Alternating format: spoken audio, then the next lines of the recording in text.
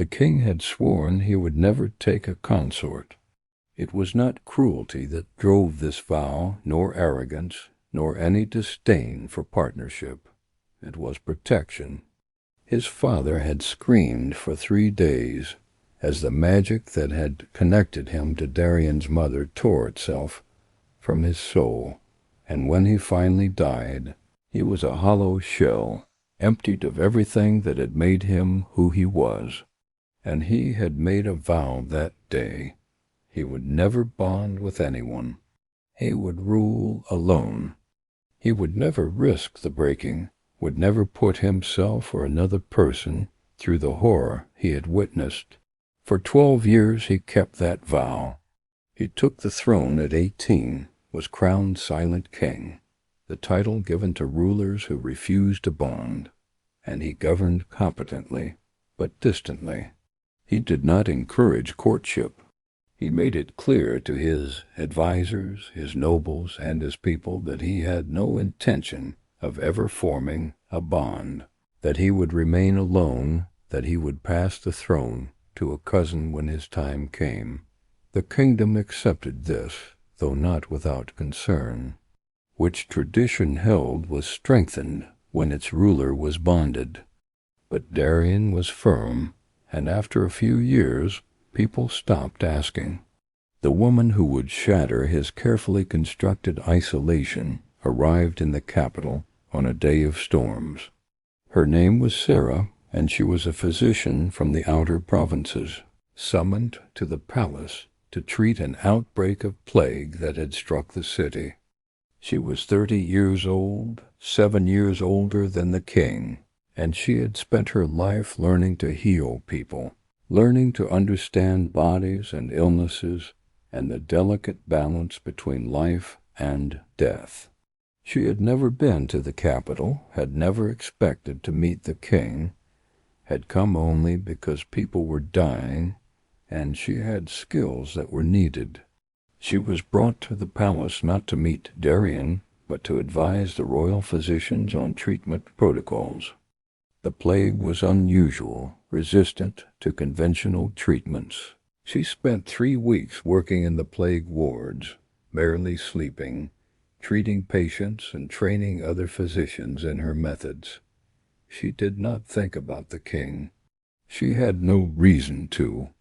He was a distant figure, someone who made decisions that affected her work, but who existed in a completely different world from her own.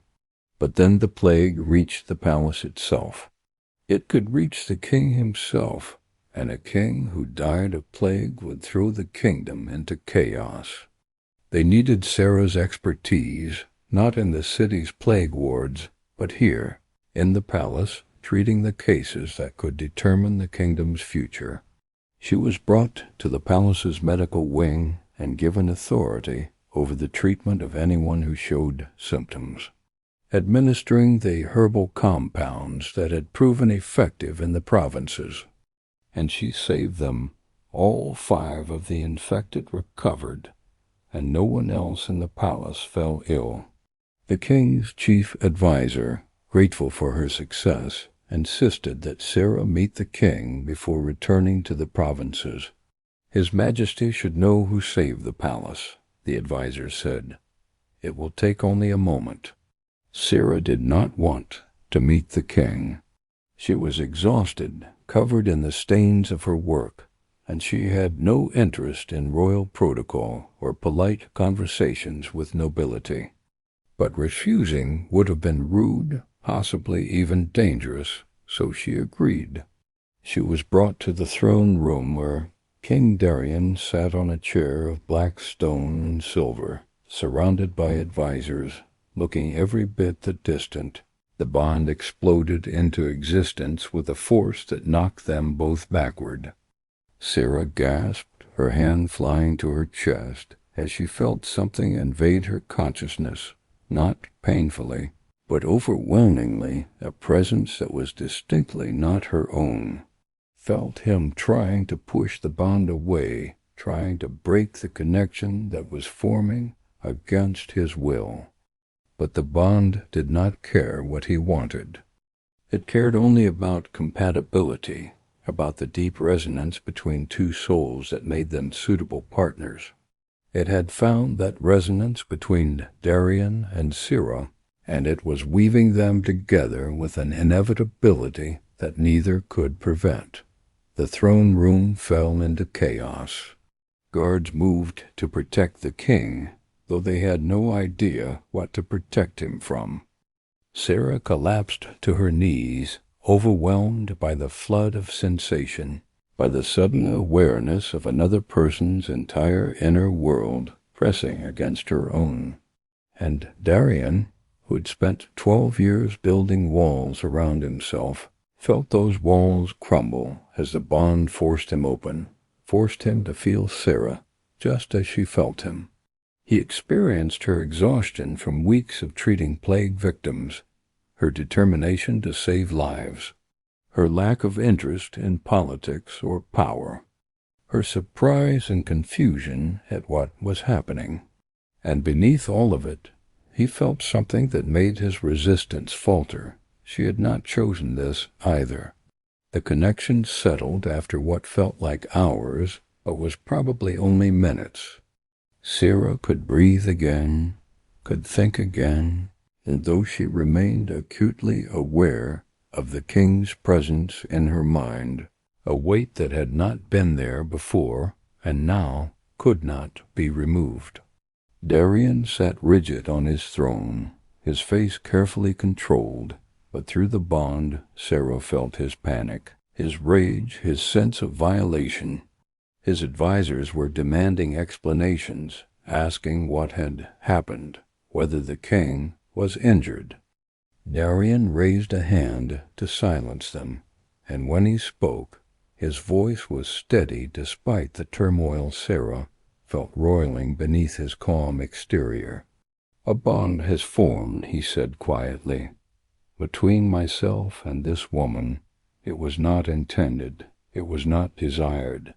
Everyone knew that silent kings did not bond, that Darian had specifically avoided this for his entire reign. The formation of a bond meant his carefully maintained isolation was over, meant everything would change, meant the future he had planned was impossible. One advisor stepped forward cautiously. "Your Majesty, if the bond is unwanted, there are rituals. Ancient magic that can sever?" "No." Darian's voice was sharp. "Severing a bond is not the same as preventing one. It causes the breaking. I watched my father die from it. I will not do that to myself or to her." Through the bond, Sera felt his terror at the thought of the breaking, felt the memories of his father's death that haunted him. And she understood suddenly why this was so terrible for him. He had not just avoided bonding out of preference. The bond exists. We cannot undo it without destroying ourselves. So we acknowledge it and determine how to proceed. He looked at Sera, and through the bond she felt his assessment of her. Not romantic interest. There was none of that. Not even liking, really. Just grim acknowledgment that they were now connected, that her existence was now relevant to his, that they would have to find a way to coexist, despite neither wanting this. "You are Sera," he said. "Not a question." "Yes, Your Majesty." "The physician who treated the plague." "Yes, you did not seek this bond. You did not come to the palace intending to connect with me. I came to treat sick people." But Darian felt through the bond that she was not being rude. She was being honest, stating the simple truth of her feelings. "We must determine how to proceed. The bond will make separation painful," Darian said. "Not immediately, but over time. If we are apart for too long, we will feel the distance as physical pain. How long is too long? I do not know. It varies. I return to the provinces. If the pain becomes unbearable, I come back. If not, I stay there and live my life." Through the bond, Darian felt her hope that this might work, that they might be able to remain bonded but separate, that the connection might be weak enough to tolerate distance. He felt the same hope, desperate and fragile. "Agreed. Return to your work. We will communicate through letters about how the separation affects us." The shocked stares of nobles who could not believe a bond had formed with such an unsuitable woman. By the 5th day, it was worse. By the 7th day, it was unbearable. She could barely work, could barely think about anything except the wrongness of being apart from someone she did not even like. On the 8th day, he sent a letter, "Return to the capital. The separation is not working. We must try a different approach." Sera returned, resentful and exhausted, and she was brought immediately to the king's private chambers. Darian looked as terrible as she felt, pale, drawn, clearly in pain. But the moment she entered the room, the pain eased for both of them. Not gone, but manageable. The bond was satisfied simply by proximity, did not require interaction or affection, just closeness. They stood in his chamber, looking at each other, both feeling the bitter irony. They did not want to be together. They did not particularly like each other. "We coexist. You remain in the palace. I provide quarters for you, resources for your work. You continue being a physician. I continue being a king. That we are managing it as best we can. That this is not a romance, but a circumstance we must endure." Through the bond, Sera felt his certainty that this was the only workable solution, and she felt her own resignation. This was not what she wanted. She wanted to return to the provinces, to her work, to the life she had built. But that life was no longer possible. The bond had stolen it from her, and she had no choice but to adapt. So she stayed. She was not part of the court, not invited to social functions, not treated as a consort, despite the bond. He did not invite her to meals or ask about her day. He treated the bond like an unfortunate medical condition, something to be managed but not embraced. For 6 months this arrangement held. They coexisted in the same palace, close enough to prevent the bond's pain, but distant enough to maintain the fiction that they were not actually connected. Darian governed and tried to ignore the constant awareness of Sera in his. The adjustment was difficult for both of them in ways that went beyond the obvious. When she was sad, he felt it. When she was angry about being trapped in the palace, he felt that too, and it made him feel guilty, even though he had not wanted this any more than she had. Some servants treated her with exaggerated deference that made her uncomfortable. Others ignored her presence as much as possible, unsure of protocol. The court nobles whispered about her constantly, speculating about the true nature of her relationship with Darian, creating stories to fill the gaps in their understanding. Sera tried to lose herself in work. She made it known that anyone in the palace could come to her for care servants, guards, even nobles if they were willing to set aside their pride and be treated by a common physician. Word spread, and soon she had a steady stream of patients. The servants suffered from exhaustion, working long hours without adequate rest. The guards had chronic pain from standing at attention for endless shifts. She learned which nobles were cruel to their servants, which guards were corrupt, which advisors were trustworthy. She heard confessions whispered by people who were in pain and needed someone to listen. She built a network of relationships that gave her access to information the king could never obtain through official channels, understanding dynamics he had been blind to. She was a physician, not an advisor. What did she know about governance? But the feelings persisted, and eventually he could not ignore them.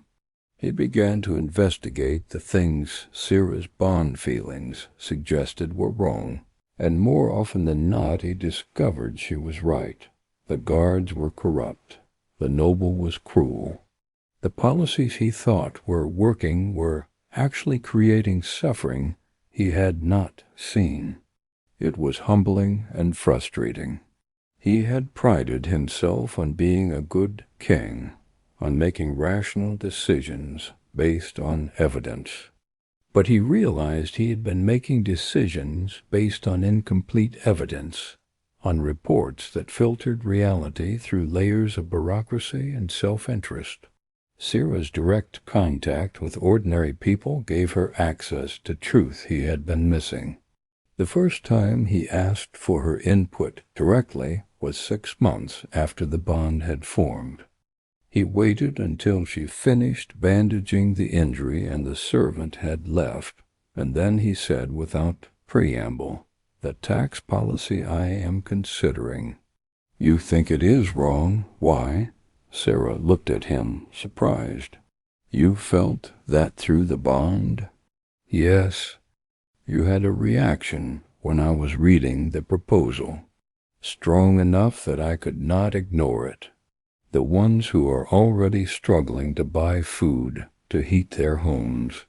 An extra tax that seems small to nobles will be devastating to servants and laborers.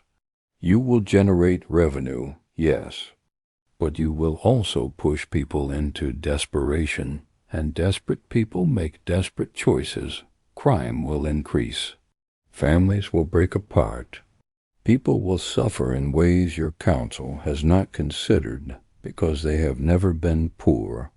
I see their lives, hear their struggles. I know what they can afford and what they cannot. Your advisors do not see these people. They see numbers and projections. I see human beings." Darian was quiet for a long moment. Then he said, "Recommend an alternative." "Excuse me?" "If this policy is wrong, what should I do instead? I need revenue. The kingdom's expenses are increasing. If I cannot tax the poor without causing suffering, where should the money come from?" Sera had never thought about policy before, had never considered herself qualified to advise a king. But she thought about the nobles she treated, about their excess, their waste, their enormous wealth. Tax the wealthy more. They can afford it. They can make problems for me, then make problems for them. You are the king. They are subjects. If they threaten you over being asked to contribute fairly to the kingdom they benefit from, perhaps they should not be nobles.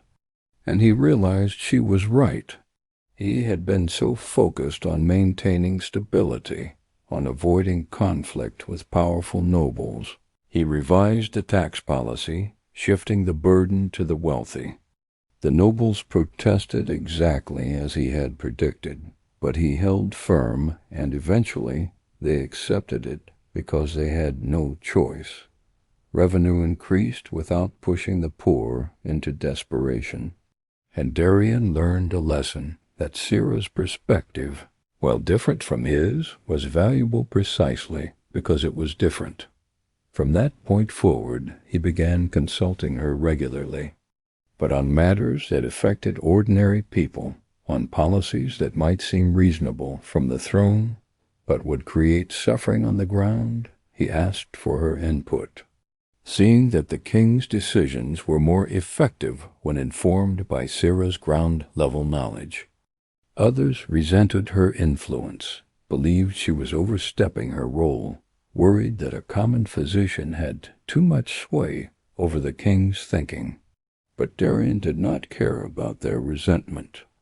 But he was beginning to understand that isolation had actually been a limitation, that his refusal to connect with anyone had blinded him to realities he needed to see, that the bond he had fought against was actually making him a better king. The breakthrough in their personal relationship came during the crisis with the plague's return.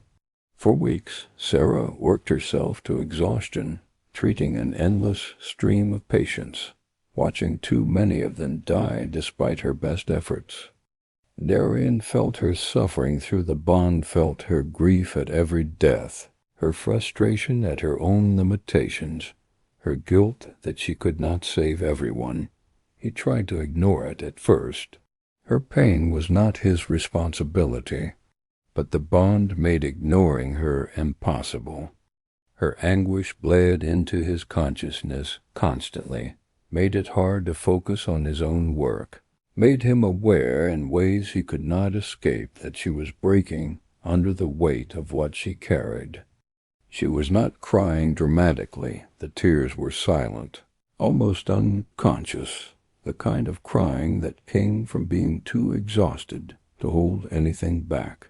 Through the bond, Darian felt everything, the grief that was not just for this one child, but for all the patients she had lost, the compassion that drove her to keep trying even when trying seemed futile. And he felt something else, something that surprised him. He felt his own response to her pain, his own desire to ease it, to help her carry what she could not carry alone. He had spent 12 years avoiding exactly this caring about someone, but watching Sera break in front of him, feeling her anguish through the bond, he realized that avoiding connection had not protected him from pain. He crossed the infirmary without thinking, pulled her into his arms, and held her while she wept. It was the first time they had touched beyond formal greetings, the first time he had voluntarily sought physical contact. Through the bond, they felt each other completely in that moment. Sera felt Darian's fear of caring, fear of losing, fear of being destroyed by connection, the way his father had been destroyed. But she also felt his choice to care anyway, his decision that her pain mattered more than his fear, his willingness to be vulnerable despite everything that had happened. Darian felt Sera's exhaustion and grief, but he also felt her strength, the strength it took to care so deeply about strangers, to fight for their lives even when failure was likely, to carry the weight of loss again and again without becoming hardened to it. No matter how hard I try, people keep dying. I know, he said quietly, but you saved some. That child died, but 3 others in this room will live because of you.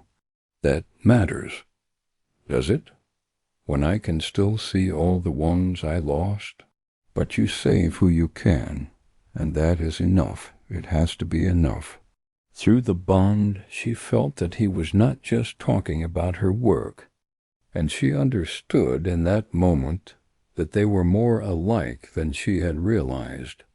They both struggled with the impossible expectation that they should be able to fix everything.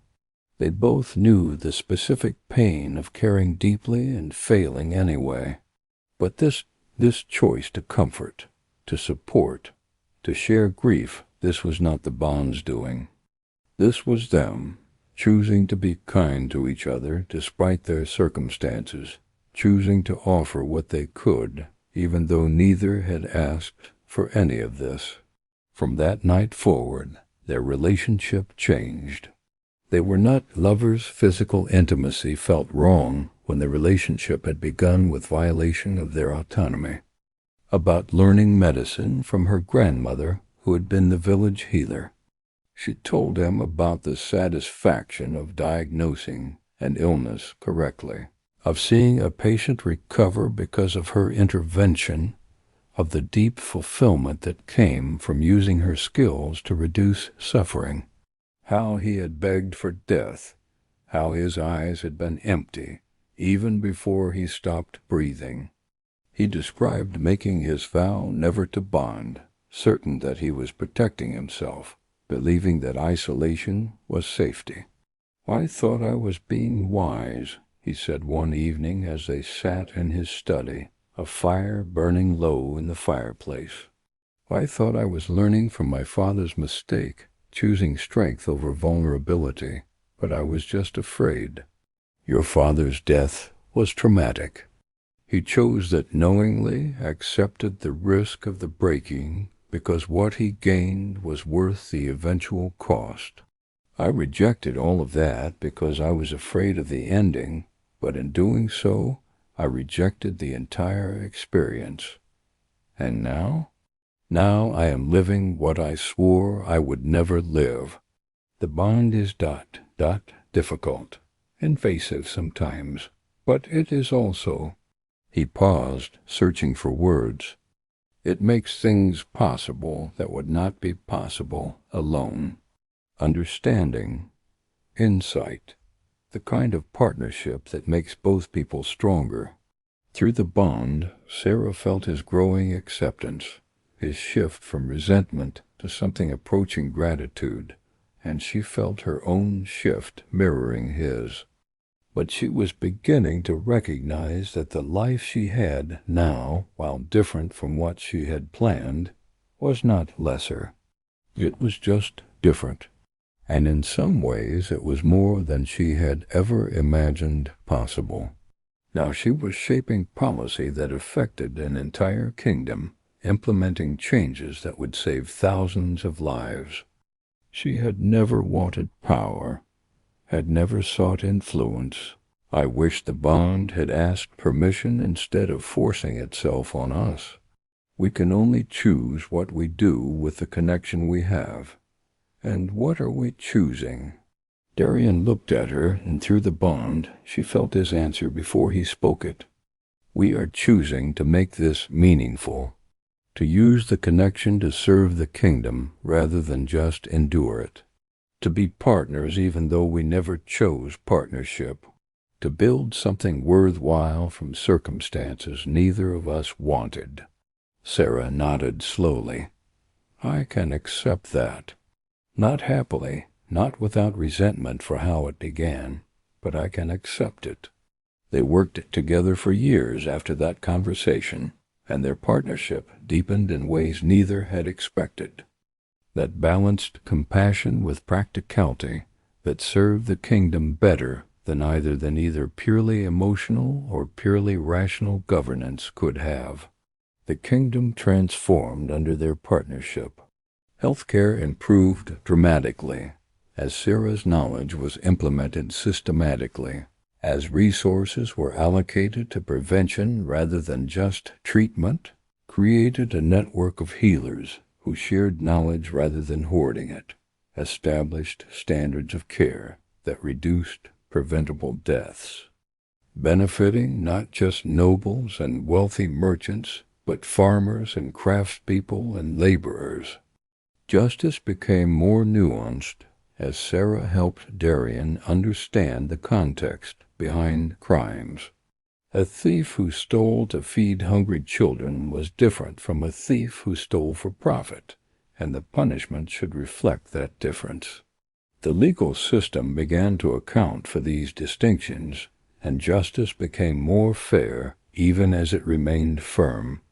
The kingdom prospered, and people began to speak of the bonded king and his physician consort with respect rather than confusion. They saw the results of the partnership, saw policies that actually helped them rather than just managing them, saw a government that seemed to understand their lives rather than just governing from a distance. But the cost of that deep connection, that constant awareness of each other, was wearing on both of them in ways that were not immediately obvious. But the cost of that deep connection, that constant awareness of each other, was wearing on both of them in ways that were not immediately obvious. The bond was never meant to be permanent, was never designed to last decades. But their bond had not faded. She would start to speak and use Darian's formal phrasing instead of her own casual speech. She would wake from dreams that were not hers, memories of council meetings she had never attended, strategies for dealing with nobles she had never met. Through the bond, she could feel that Darian was experiencing similar blurring. He would know herbal remedies he had never studied, medical knowledge bleeding through from her consciousness to his. They were merging. Slowly but inexorably, the bond was erasing the boundaries between them, making them less like two connected individuals and more like one consciousness split between two bodies. It should have been alarming, should have driven them to seek ways to weaken the bond, to reassert their separate identities. But neither wanted to. The merging felt natural, felt right, felt like the completion of something that had been building since the bond first formed. Is this normal? Sera asked one evening as they sat together, working on a healthcare reform proposal that somehow required both their expertise. I never asked them about the intimate details of how it felt. We should ask the scholars. Research what records exist. Understand what is happening to us. But they did not ask. Some unspoken agreement kept them from seeking answers, from bringing outsiders into something that felt too private, too profound to examine clinically. They simply lived with the blurring, adapted to it, accepted it, as the price of the connection they had come to value. The physical toll was more obvious and more concerning. Sera, who had been healthy and energetic when she arrived at the palace, began to tire more easily. By her late 40s, she looked older than her years, her hair graying prematurely, her face showing lines that spoke of exhaustion that sleep could not cure. "You should rest more," he told her. "Take time away from the infirmary. Let others carry some of the work." "I am fine," she insisted, though through the bond he felt that she was not fine, that something was draining her vitality in ways she did not understand, a weariness that seemed to sink into his bones. His physicians could find no cause, prescribed rest and herbal remedies that did not help. Through the bond, he felt that Sera's exhaustion was somehow related to his own, that they were both paying a price for the depth of their connection.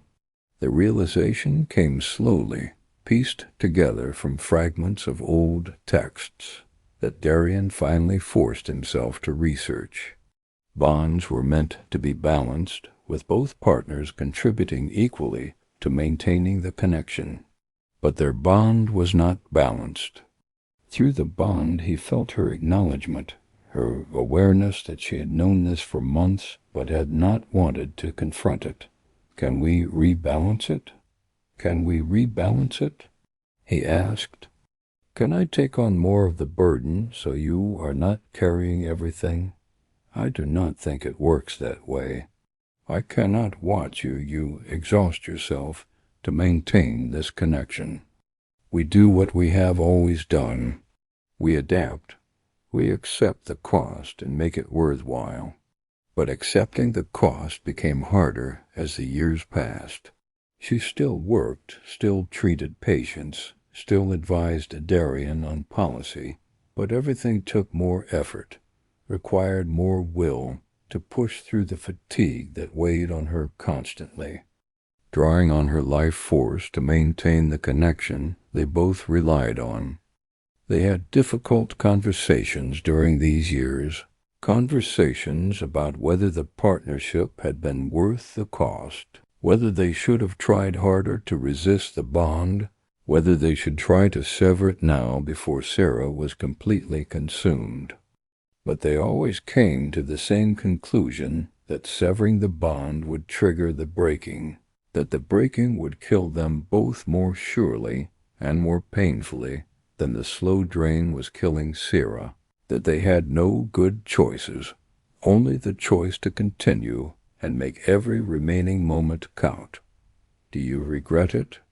Darian asked one night as they sat together, Sera leaning against him, too tired to sit upright on her own.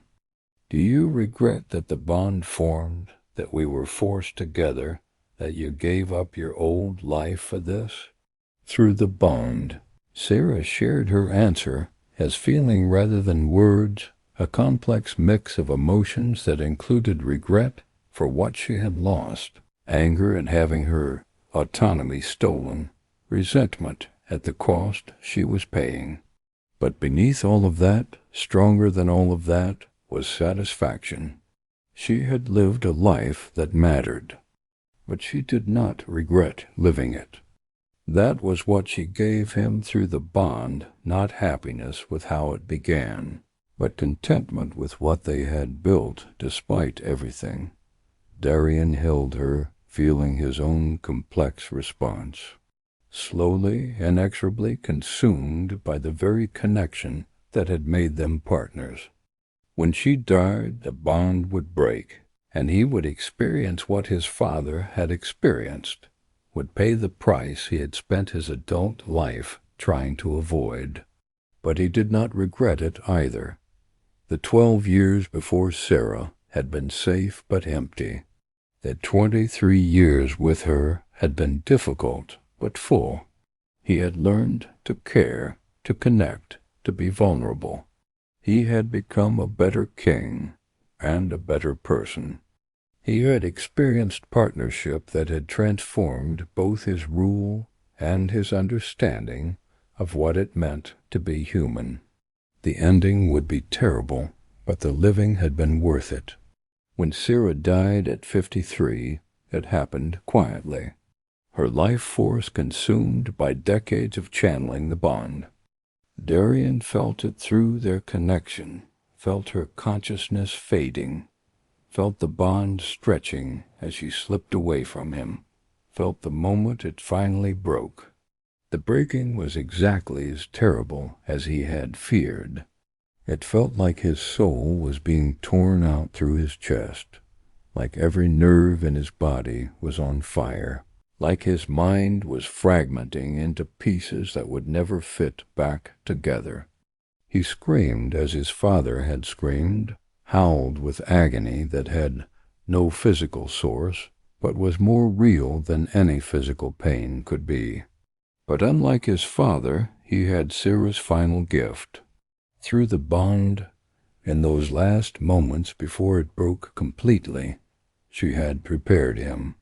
She had shown him how to endure, how to accept the pain without being destroyed by it, how to hold on to the memories of what they had shared rather than being consumed by the loss. She had given him what his father had never had a way to survive the breaking. The pain lasted for 2 days.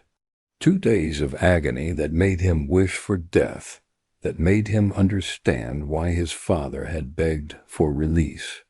But on the 3rd day it began to fade. Not gone, it would never be truly gone, but bearable, manageable, the kind of pain he could live with. He survived. Damaged but not destroyed, changed but not broken. And he ruled for 7 more years, carrying forward the work he and Sera had built together, honoring her memory by continuing to govern with the compassion and understanding she had taught him. When he died at 60, peacefully in his sleep, he was remembered not as the silent king who refused bond, but as the king who had been forced into partnership and had transformed it into something extraordinary. He was remembered alongside Sera, the physician consort who had changed a kingdom, who had proved that sometimes the universe knew what people needed better than they knew themselves. The bond had chosen for them. Neither had wanted it, neither had consented, neither had believed they needed partnership.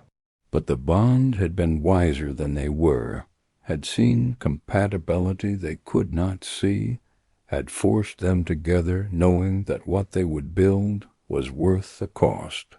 In the years after Darian's death, scholars studied his reign and Sera's influence, trying to understand what had made their partnership so effective. They found evidence of the blurring that had occurred. In Sera's medical notes that incorporated political considerations she had never cared about before. They found evidence of the cost in records of Sera's declining health and Darian's descriptions of the breaking that had almost killed him. And they reached conclusions that changed how the kingdom understood bonds. Bonds were not always chosen, but even forced bonds could become real partnerships if both people chose to make them meaningful, if they worked to build something valuable from circumstances they had not wanted. Finding hope in the story of two people who had transformed forced connection into genuine partnership. The story became particularly important for those in arranged marriages, for those bound by family obligations they had not chosen, for anyone who felt trapped by circumstances beyond their control. The message was not that forced situations were acceptable. They were not. The bond should have asked for consent, should have given Darian and Sera the choice to refuse. But when forced situations could not be undone, when the only options were to endure or to suffer the consequences of breaking free, the story offered a third path, transformation, making the situation meaningful, building something valuable from what had been imposed. The throne room where Darian and Sera had first met, where the bond had exploded into existence against their will, became something of a pilgrimage site. People who struggled with forced circumstances would stand where they had stood, hoping to find the strength to transform their own situations, to build partnerships from unwanted connections, to make meaning from what they had not chosen. And though few experienced bonds as intense as what Darian and Sera had shared, many found ways to apply the lesson.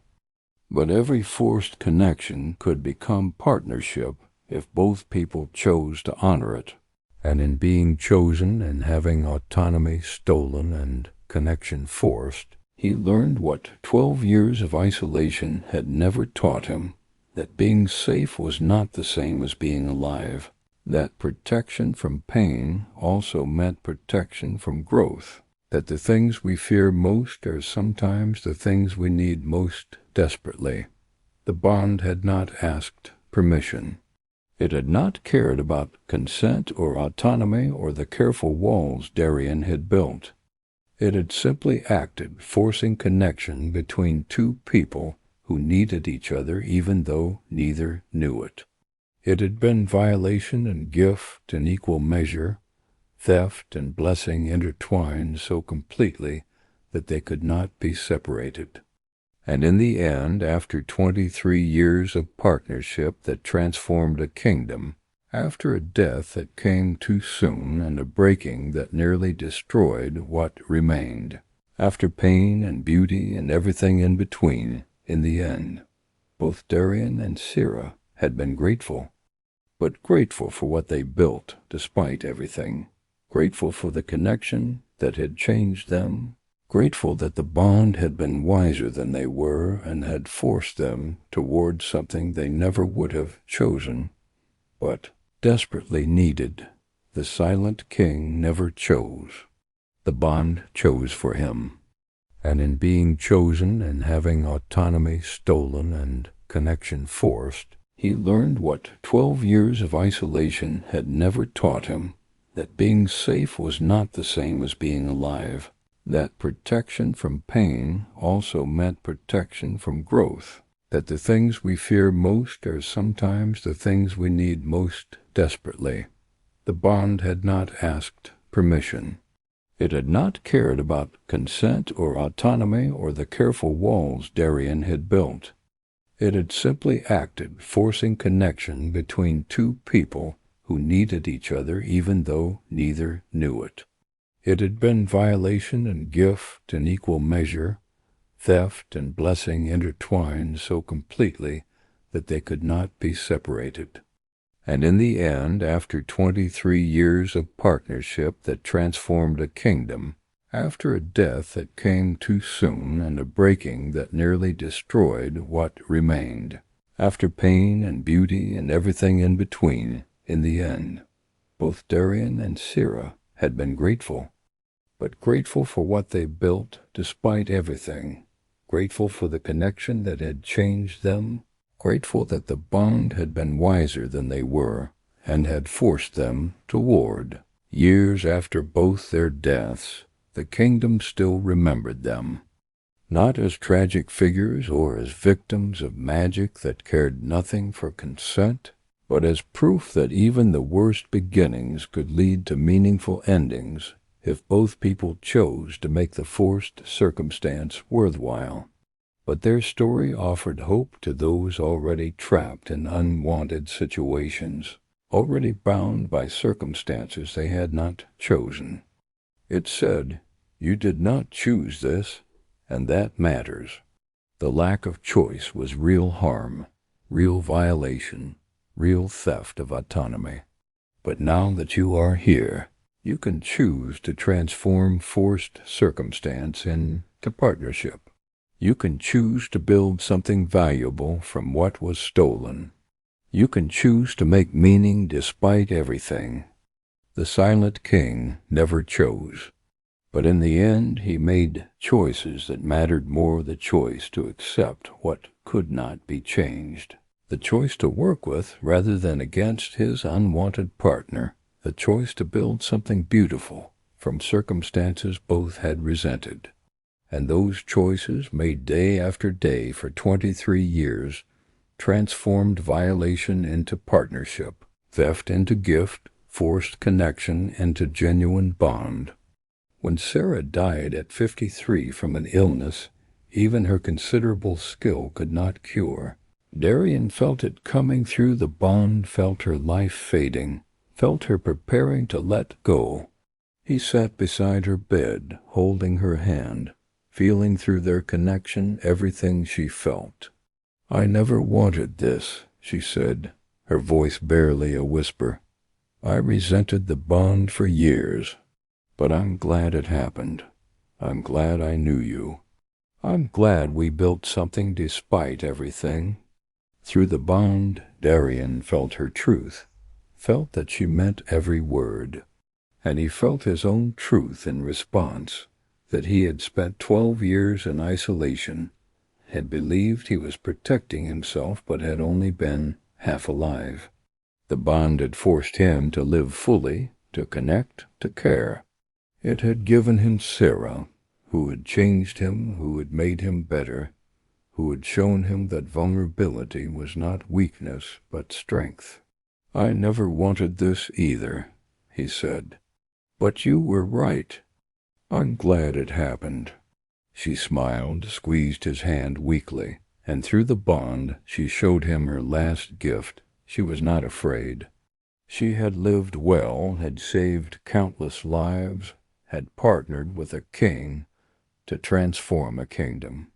She was dying satisfied, complete, without regret. When the bond broke with her death, Darian felt it tear through him, like it had torn through his father. But he did not scream.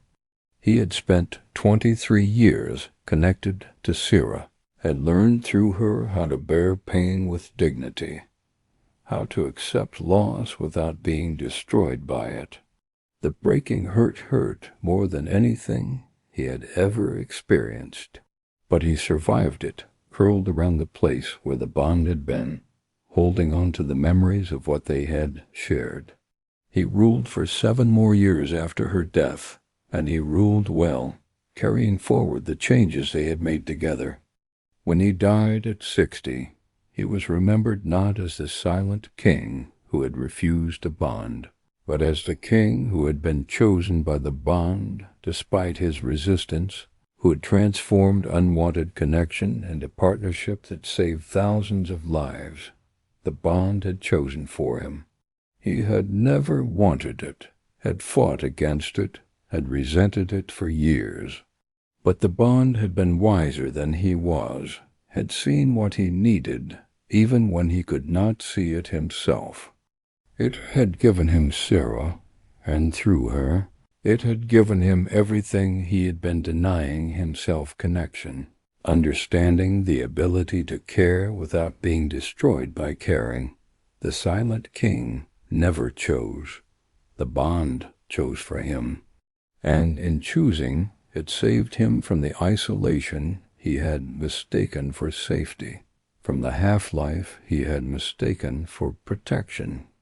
It forced him to live fully, to love despite fear, to build something beautiful with someone he never would have chosen, but who became in the end exactly who he needed.